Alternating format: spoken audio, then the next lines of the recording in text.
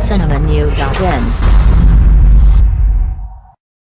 Krishna talkies பட நிறுவனம் தயாரிக்க அனாமிகா பிக்சர்ஸ் இளையா VS வெளியிடும் படம் பழைய வண்ணாரப்பேட்டை.